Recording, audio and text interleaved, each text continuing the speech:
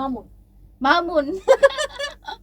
মামুনের নাম শুনে বুঝতেই পারছেন আজকে আমাদের গেস্ট হলো ব্লু ফেরি লায়লা। আমাদের স্টুডিও হলো বাড়িধারা DOHS। তো আমি আমার স্টুডিওতে চলে আসছি, এখন আমরা সব সেট আপ করে নিচ্ছিলাম, একটু পরে এসে শুরু হয়ে যাবে। ব্লু ফেয়ারের একটা লম্বা হিস্ট্রি আছে, যেটা বলতে গেলে আজকে সারাদিন লেগে যাবে। বাইরে ভাই, তার নাম যে ব্লু ফেরি লায়লা, এটার মিনিং জানতেই নাকি আজকে সারাদিন লেগে যাবে, তাহলে আমরা অন্য অন্য কোশ্চেন কখন করব? যাই হোক, আমরা সংক্ষেপে জেনে নিছি, আপনারা শো দেখে জানতে পারবেন। অনলাইন জগতে আসাটা হলো কিভাবে আপনার? আমার আসলে কোনো ইচ্ছাই ছিল না।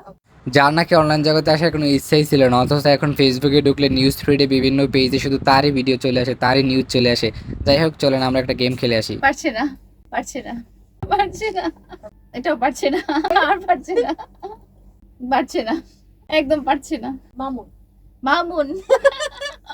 মানে তাকে এতগুলো কোশ্চেন করা হলো, সে একটাও পারছে না, বাট যখন মামুনের নাম বলা হলো তখন কিন্তু সে ঠিকই পারছে। ও মা গো, এটাই হয়তো ট্রু লাভ। আমার ধৈর্য খুবই কম, আমার সমস্ত ধৈর্য শুধু মামুনকে ঘিরেই। বুঝতাছি তার জীবনে শুধু মামুন মামুন এবং মামুনময়, মানে তার অন্য কোনো কিছুর প্রতি কোনো ধৈর্য নেই, বাট সবকিছু নাকি মামুনকে ঘিরেই। ট্রেন্ডিং এ আসার জন্য আসলে আমাদের ঝগড়া দেখতে চাই। ঝগড়া কি কোনো দেখার জিনিস আপনি বলেন? পাবলিকে তো খারাপ কেন বাইরে ভাই, পাবলিক শুধু মামুন লায়লার ঝগড়াই দেখতে চায়, এটা কোনো কথা? আর বয়সের ব্যাপার যেটা হয়েছে যে আপনি যখন চিন্তা করেন।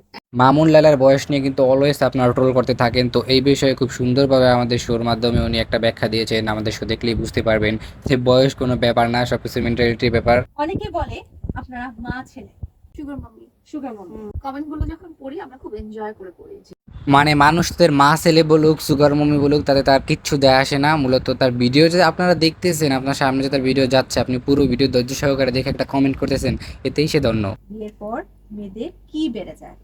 ছেলেদের থাকে ভেতরে, মেয়েদের থাকে বাহিরে। কি একটা মানুষ যতই ফর্সা হোক না কেন, তার একটা জিনিস সবসময় কালোই।